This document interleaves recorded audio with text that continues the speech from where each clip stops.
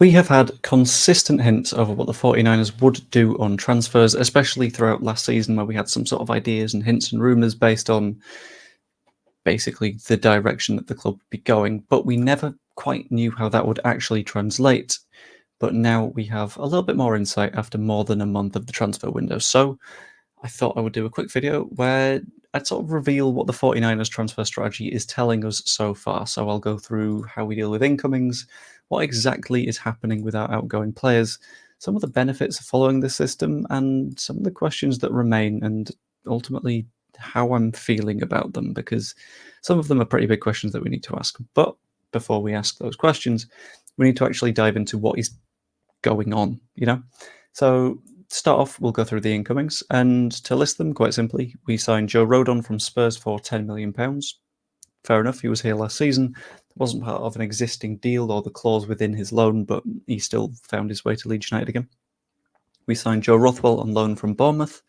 It's quite nice to have like a good sort of loaning relationship between us and Bournemouth. If we go up, I imagine that will go away a bit, but it's still nice enough. We signed Alex Cairns from Salford for what is apparently a negligible fee. He played basically every match for them last season, but they were happy enough to let him go, and we signed him literally just to fill the squad requirement spots in terms of players traded at the club. We have also signed Jaden Bogle, £5 million from Sheffield United. I thought that was a really good signing from a side that came down from the Premier League. He's played 45 minutes of football for Leeds and got an assist, which is incredible. And finally, a potential signing that we were looking at but decided not to go for is Ljubicic, who we aimed to sign from FC Köln. Bid something like £3.3 million, but that was rejected, which bit sad, but at the same time, I kind of get it. They're going to want to negotiate. They're going to want as much money as they can out of it. But all of these can point us towards what the strategy is at the moment, and that is that all of these moves were either players that were pushing for a move or had limited time on their contracts. Joe Rothwell wasn't playing at Bournemouth last season, so he ended up going to Southampton on loan.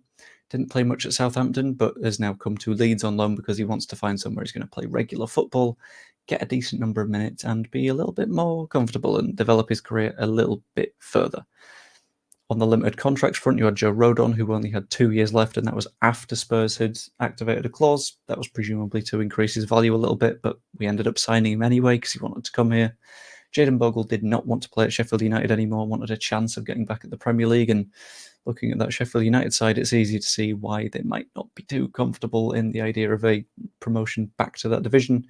Cairns was one that just made sense. Very cheap, but trained at the club, and that kind of helps.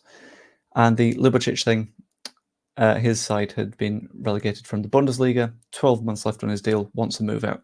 Basically, all of these players are easy to ply away from their clubs whilst being incredibly high-quality footballers, and that makes sure that we are ensuring value for money for Leeds. We are not going to be throwing piles of cash at players that don't want to leave their clubs, or clubs that have contractual stability in their players, because that is just, it makes no sense. Why would you do that when you can get an equivalent player for less money?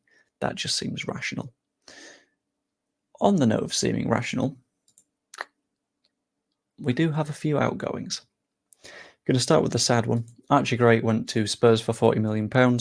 Sadly, not here anymore. We've got Harry now, which is quite nice. But it was the highest amount anyone's ever paid for an 18-year-old that wasn't Real Madrid, which I thought was really impressive to get, especially out of Spurs when Daniel Levy is so good at being stern and stubborn when it comes to negotiations. Got £8 million for Glenn Kamara going to Rennes, which was the value that we'd put on him. We made a £3.5 million profit over that period of time, which is really good. Sold Diego Llorente to Real Betis, who we didn't necessarily want sticking around, which is completely fine by me. I've got the hiccups right now. That's not a good time to do that. Charlie Cresswell went to Toulouse for about £4 million. I'd say that's roughly fair enough. He was a championship bench player who wasn't developing. And Mark Rocker went back to Real Betis, this time permanently for £4 million, with a bunch of various other unwanted players leaving on loan. And I think there's some further benefits to the way that we've done business out as well. So first up, we set very, very clear boundaries for value. Archie Gray, for example, we said, okay, £40 million, you can find a move. Because at that point, we needed to sell to fit within PSR stuff. So it's sort of added up and made sense. But when it's going to come to later in the window, as we've already found out in the case of Crescencio Somerville, for example, West Ham have bid something like 15 to 20 million pounds. We just said, no, absolutely not. We're valuing him at 40 million quid. So if a club come in, throw that much money at him, fine, they can have him. But by doing so, we make sure that we're getting all the value that we can out of our players. We're not getting ripped off. No matter what, in each of these deals, we're going to ensure that Leeds benefit. And that's the position that you need to be in as a football club. And that's why I'm quite happy with the way that the 49ers are dealing with this situation as it is. And there are plenty of benefits to this system too. First up, the fact that we clearly know what Leeds United need, and we're signing players according to that. Coming out of the Hanover friendly, Daniel Farker said, if I remember right, that we need a central midfielder and a fullback. And that tells me there is a very clear recruitment plan behind the scenes that says, okay, we need a player in this role, a player in this role, and then we'll be done, unless a bargain pops up, or unless we sell someone, we can replace them. By signing according to that, it means that we're not only staying financially stable, but we're doing good squad planning. It's not what you saw with Auto, with Rodrizzani, where they'd see a nice shiny new toy and try and sign them, and then it wouldn't work, so we'd sign someone else instead, but we've already got someone that plays there. It was a nightmare. This way, we are not only financially stable, but we are building a very strong side, especially if you've seen us play in any of our preseason games. And on the sales thing, it means we're retaining our core players unless their value is reached. And I'll be honest, even when it comes to the very end of the window, if someone comes in with £40 million for Jorginho Reter, but in his first 3-4 games he's gotten 2 goals, 5 assists, I think we don't sell even then. Because we're sensible enough to know that what happened last August, we're not going to let happen this August. We've got to think our way through it, and I think we will, and I'm quite happy with that. But we have to remember some questions definitely remain. For example, what happens if we lose a player late on? What happens if Somerville decides that he does in fact want to move to Chelsea, and Chelsea come in with £35 million, and we say, yeah, fine, go on then? How does that work? Will we definitely have wingers prepared? I hope so. I like to think that we are a very sort of forward-thinking, ready,